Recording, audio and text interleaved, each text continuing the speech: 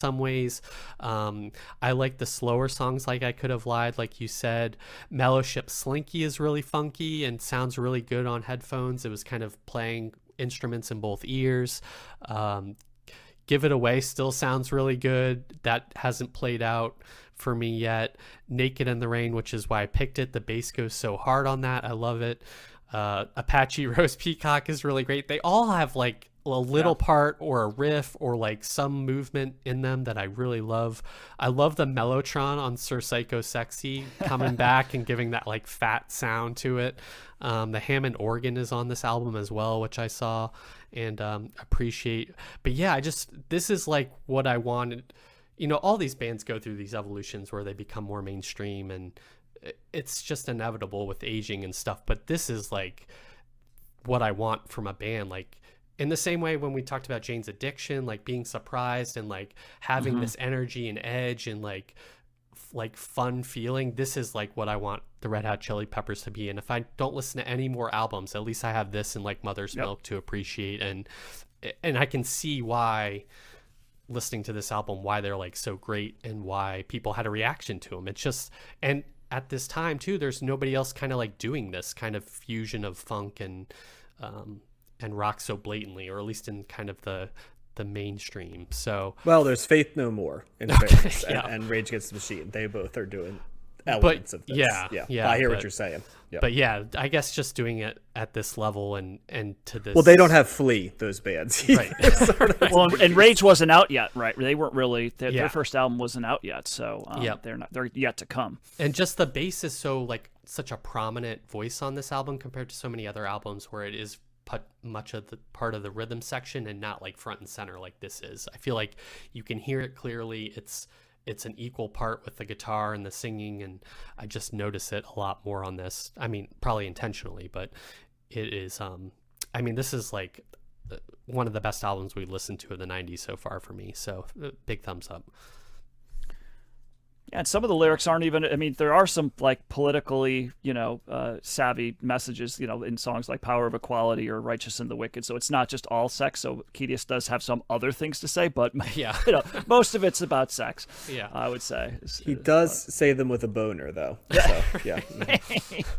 I think John Frusciante said in the Funky Monks documentary that sometimes when he plays the guitar, he gets an erection, and like that. So that's kind of where the band is. This is an album that would be full on erection album. Right. So that's what I'm responding to, I guess. But I love it. John Frusciante's boner.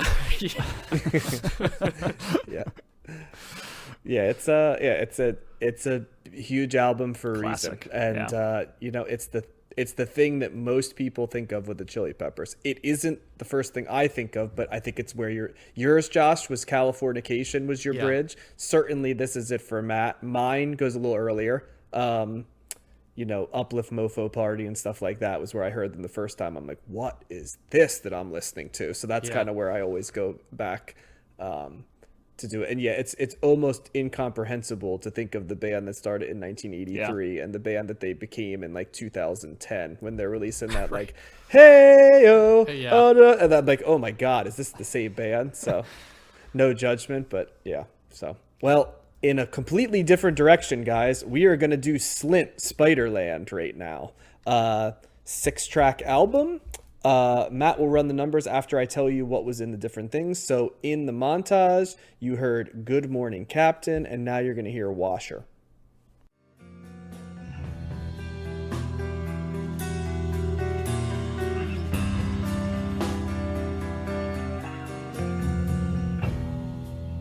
I know it's dark outside. Don't be afraid. Every time I ever cried for fear, it's just a mistake that I made. Wash yourself in your tears and build your church. So Matt, go ahead and run those numbers for me. Yeah, so Spiderland by Slint comes in at number 17 in the 1990s on Best Ever Albums, number 4 in 1991, number 93 of all time. It's Slint's highest rated album on Best Ever Albums. It did not make Rolling Stone's list, and Slint is ranked number 162 of overall artists on Best Ever Albums. So, yep, it is one of only 2 albums that they released, their second and final studio album. Slint was formed in 1986 in Louisville, Kentucky. Multiple members of the band were under the age of 18, and the one member who was 18 is actually the original bassist, Ethan Buckler, who would not be in the group by the time this album comes out. So the rest are young. So to give you an idea, that was 86. They were 17. This album's out in 91. So they're going to be 22 years old. Now, why are they 22 years old? And why was their first album released when they were about 18? And why is this one 22? Because they all were college boys, guys. So it's sort of similar to that story of the Descendants, where they had a career young and then they went to college and then they kind of got back together and did stuff. So in this case, they went to college and they would come home on breaks and they would continue to record music. And the music that they were recording would eventually become parts of their first album as well as this album. Their first album, so that you know, is named Tweez, Tweez. The band's members are Brian McMahon on guitars and vocals, David Pajo on guitar, Britt Walford on drums, and Todd Brashear on the bass. The genres are post-rock, post-hardcore, one of our favorite genres, math rock, and then alternative rock as well. So this album was heavily influenced by a near-fatal car crash that McMahon had while he was going to visit with the producers and other band members on this. And so the theme, he does say that there is a little bit of a theme of his depression at the time that runs through this.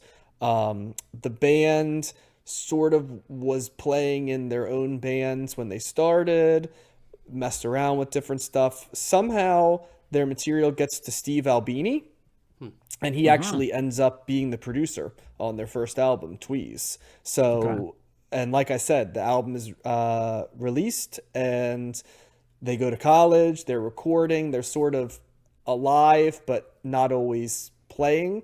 And then they kind of get back to it and record this album. And then shortly after that, they break up. And they have sort of periodically reunited from time to time, even going into the modern day. All the members are alive still. But I think a couple things about the album that are interesting. They used 2 mics. One was set low, and that was for the parts that are more speaking parts. And then one was set higher, and that was used for the more traditional singing parts. The music parts of this album were all recorded live, and then the vocals were overdubbed on top of the live music. And none of the vocal parts took more than 2 takes to record. So this album was, like a live set and throw the vocals on, and that's what you're doing. So it's there aren't too many albums I can remember that we covered that are studio albums that were recorded live. I remember there were some Stooges albums, right? Remember the soundproof room they recorded the one in is the one that comes to mind immediately. So another callback there. I think one Please of the Please Me was recorded all live in one day. Yeah. Please. It was a lot more common in the 60s and early 70s than it would become later. But there are examples. But this is another one of a live album. I think one of the most interesting things about this band is that when they broke up, the members of the band sort of showed up in all of these other formats. For example, Britt Walford is the drummer on both Breeders albums, and he uses a pseudonym on both of those albums, including on the Breeders' second album, which we have not covered yet. We've covered Pod already. He uses Mike Hunt as his thing. He's the only male in the group, so I thought that was pretty funny. Hunt, Hunt, for those that might be listening. YouTube algorithm might take this down for that, but that's what he's doing. So yeah, he plays with the Breeders on their 2 albums, and David Pajo, I apologize, Pajo. He plays all over the place. He's in Zwan for a little bit, Billy Corgan's side project. Corgan, yeah. He in 2009, he is a background guitar player, musician for the Yeah Yeah Yeahs. He learns the bass and plays the bass and is a member of Interpol for a while. And as of 2021, he is, oh my gosh, I didn't write it down.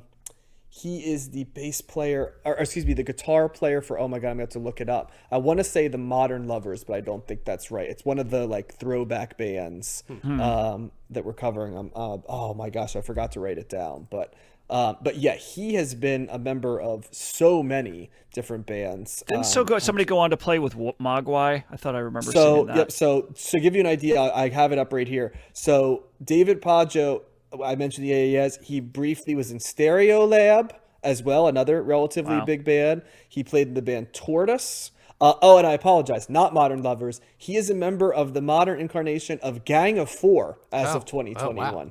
Okay. Yep. So guitarist Brian McMahon eventually formed a band, The Four Carnation, in 1994.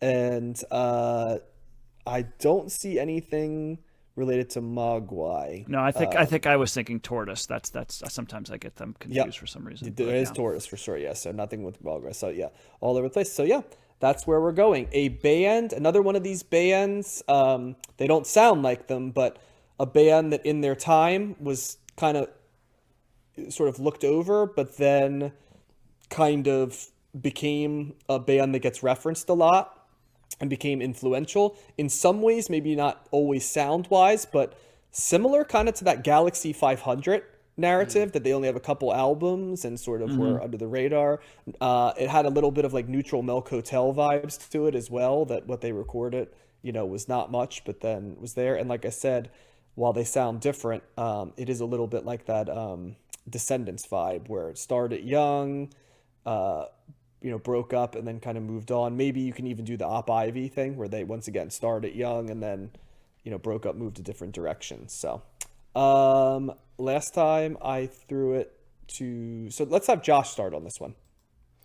Yeah, this was an interesting one that didn't totally work on me, but had some interesting elements to it. I immediately thought of like the Velvet Underground and Lou Reed with the way he delivers the vocals, and then also Sonic Youth. They kind of have this dark tone to them, which probably plays in reference to the depression or the car accident that you mentioned. I do get the kind of post-hardcore sound. They do sound like a slowed down hardcore band or something, and they kind of have this slow tempo to them. They really have, full disclosure, at one point I was playing Castlevania to this album, and I was like, wow, this really works with this album. So that's kind of the vibe I was getting. It's very kind of sparse, maybe too sparse for me in some ways. It's almost like they were stripping down and trying to do as little as possible in some ways. On the third track, Don Amon, they have whispering and they're only playing like one or two chords on the guitar, it seems like, and it definitely creates a vibe and an atmosphere. I thought of that band The Fall that we talked about, This Nation Saving Grace. For some reason that popped into my head as well, an album that I didn't really like, but I think there's similarities there. That song Washer I did really like. There's like this build up to the guitars at the end that really makes it worth it for me and enjoyable. But yeah, they are kind of doing something different. I don't know, this kind of like goth rock adjacent too in some ways, just in terms of creating.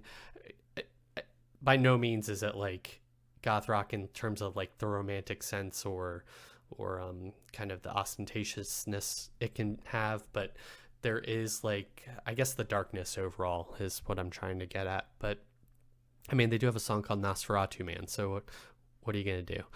But yeah, interesting. This is one I wanted to give another listen to that I couldn't compared to the other albums, but I'm gonna give like a tentative thumbs up. This is kind of how John said the broadcast is going to be. I wish I could kind of give it more of a chance, a think through and experience it more. So I'm interested to hear what you guys have to say, though.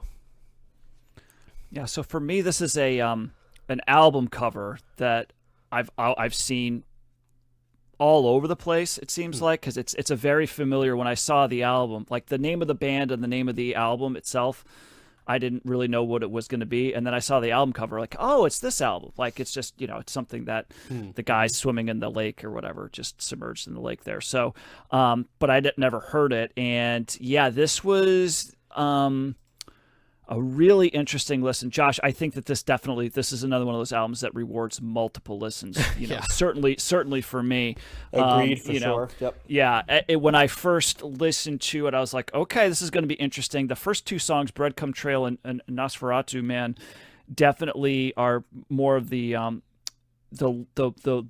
lesser. They're not as restrained as the other songs. There's more distorted electric guitar, right? There's more of a fuller band sound, and I was like, okay, that's kind of interesting. And then it kind of goes in a totally different direction with Don a Man and Washer and For Dinner, which are kind of way more.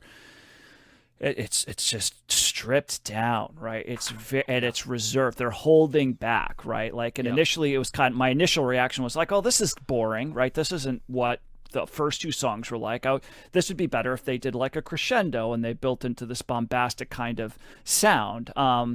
And you don't really get that on those songs. I mean, you do, I guess on Washer you do a little bit. There's like a minute and a half period where there is a crescendo there that they do, but a little different than the first couple of tracks. And then they seem to bring it back a little bit more in a fuller band sound with Good Morning Captain, the closing track. So I was a little underwhelmed, I guess, as a whole the first time I listened to it.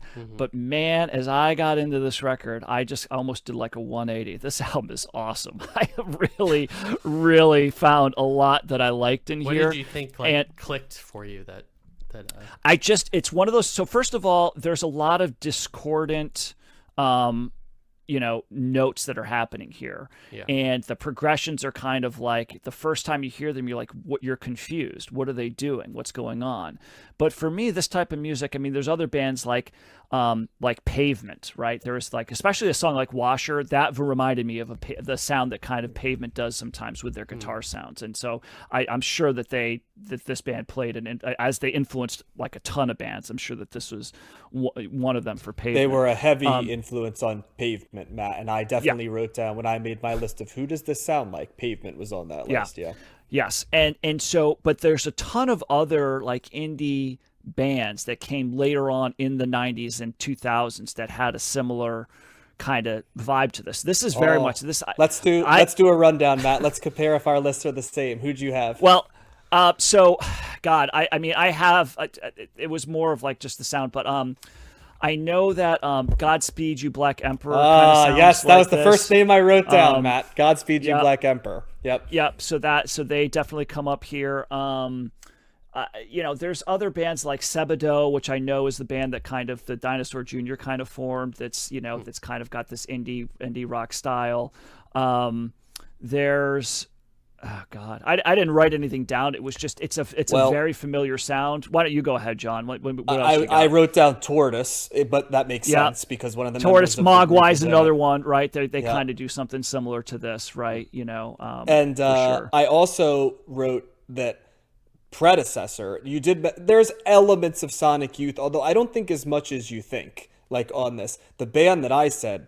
There's two that I wrote down. I thought they came from the embers of Wire for sure. Yeah, I felt like good call. That was the first thing I wrote was, well, this sounds like Wire, and the second thing was Joy Division. You know who else I was thinking though for like predecessors were kind of like, this reminds me a little bit of Young Marble Giants in how reserved and held back they are. It also has it's funny you said the Breeders, and I know that they are probably a little bit more contemporaries, but that Pod album that we listened to, another record that is very like anything that's kind of reserved. And I can't remember. Was Pylon kind of like this too, or were they more straight ahead? They were a little more straight ahead, I think. Okay, yeah, a little more rock. But definitely, Young Marble Giant stood out to me because I remember that record just being like, where it's almost like the energy is in not playing. right? And this is a very similar kind of thing here. So, so Josh, I think like as I listened to it and became more familiar with what they were doing, those discordant, off-putting notes made more sense the more I listened to it.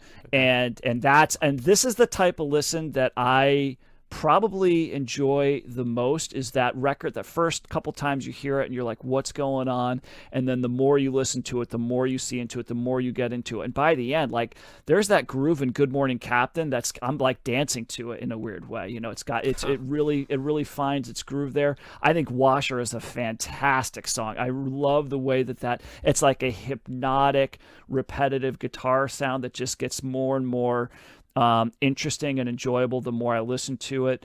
You know, the high pitched screeching guitar sounds that that they're doing like on Breadcrumb Trail and Nosferatu Man they're interesting as well. The vocals are so underneath. It's weird because again, this is another one of those there's a lot of spoken word stuff happening here.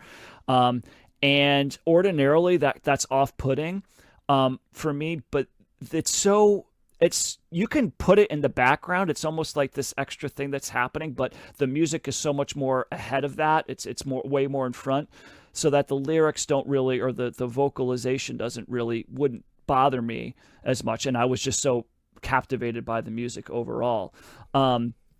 So I didn't know this music was out there in 1991. This sounds more like a mid-late 90s record to me, and it totally reminded me of two good friends of mine from college. And as soon as I got through this, I'm like, do you guys know this at all? Like, because I think this is right up you. It's totally reminds me of the music that you listen to. So I was kind of brought a little bit back there, but this was great. This was just so interesting, and it's crazy how much power can come from doing so little, from holding back and being reserved, you know, and it's a really unique record. You know, I think that we haven't really covered something like this before, and I know more stuff's coming down the road, but it's something that I really get into, and it certainly, warrants repeated listening. So yeah, big thumbs up for me. I really like this one. Nice. Yeah, I'm with you, Matt.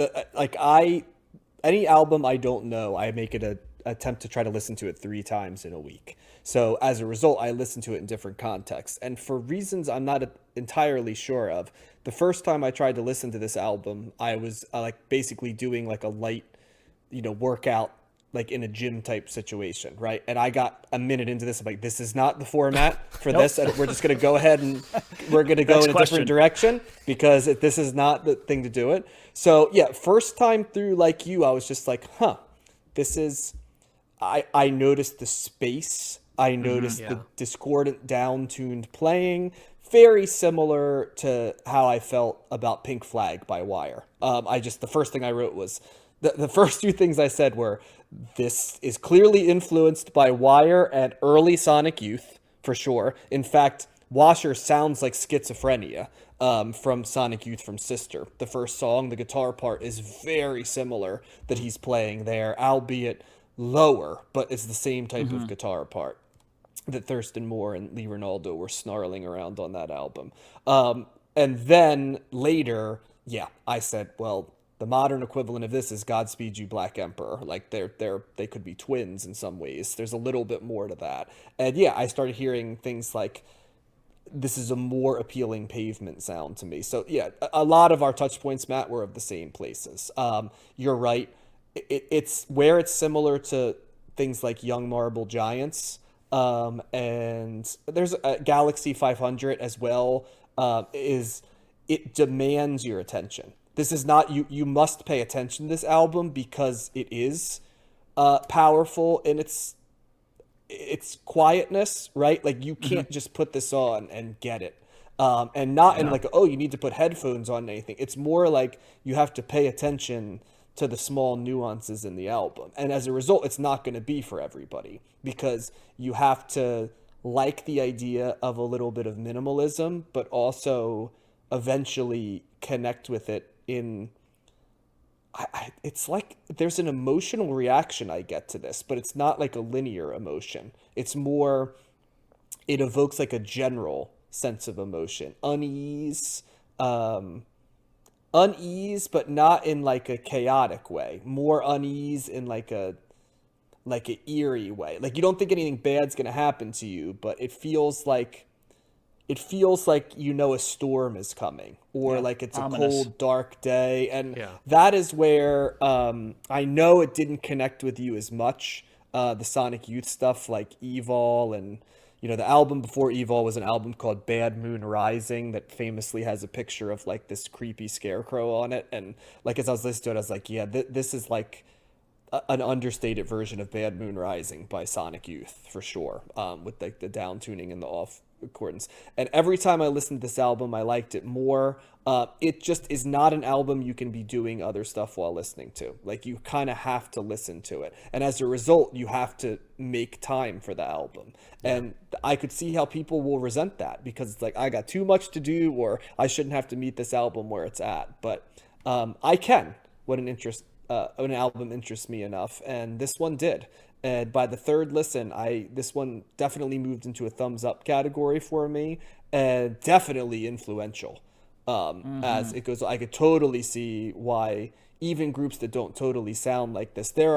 I just kept writing a list of groups that were on it, and it's funny because so many of you mentioned the Breeders, Matt. I didn't get it at the time, but I'm just looking at who it's associated with now. I'm looking at that list on AllMusic because I hadn't peeked at it before, and I had written down Sunny Day Real Estate as well, like a sped up version, kind of. Yeah. And and they're on there. I'm like, yeah, and so it's just funny because between doing the podcast and knowing what came later when we're there, it's just so easy to see how this fits into the tapestry of what's going on. And so it's a somewhat essential listening, I think, for me to draw connective tissue down the road. So yeah, I really enjoyed this album. This one gets a thumbs up for me. Yeah, and I think I also like some of the unexpected stuff that they just throw in there. Like, just, you feel like, okay, you know what they're doing, then all of a sudden they throw this other part, and it's like, whoa, that came out of nowhere, right? And it's like, it's a little bit jarring. So it does throw you off a bit, but once you become more familiar, you see what they're doing, it starts to make sense, right? The puzzle becomes clearer, and it doesn't always work. There's times where I'm like, I know that there's something happening in a particular record or a particular song that I'm just not getting. But if that ever happens and you do start to get it, or you start to understand what they're doing, it's just, for me, it's a really rewarding, experience. And it's like, oh, okay. And it just catapults it to a different level. Yeah. Well, it's so interesting, Matt, that I thought you'd like this album, but as I listened to it, I'm like, it's really interesting. I know Matt's going to like this album, and he responded so negatively to like Sister by, because if you go back, Matt, and listen to Schizophrenia, like the first song on Sister, you'll go, I totally get what John said. I might not like it again, but you'll be like, right. I totally get why he's saying this, because so much of that song, as I was listening to it, I was like, oh my gosh, this is like a stripped down, minimalist version of Schizophrenia by Sonic Youth on Sister. And if you listen to it, when time presents, that song's 4 minutes and 38 seconds on that. I want you to go back and listen, and just out of curiosity, see if you see it. Okay. But, yeah. Yeah, and maybe and that's the thing. Like, and it's funny. I sent you guys this today because the Spotify now has the year-end in review, and your top artists that you listen to, and I think my third or fourth was Sonic Youth, which got John a chuckle, like, but I listen to them a lot, and that's the thing. Like, that's a band that I know is doing something like it, and I just, for whatever reason, I have not been able to like really connect. Except Daydream Nation, I was starting to get it there. Goo, I liked a little bit too, but not to this level though. Not to the way I was feeling it here. And I don't know what the barrier of entry to that specifically is.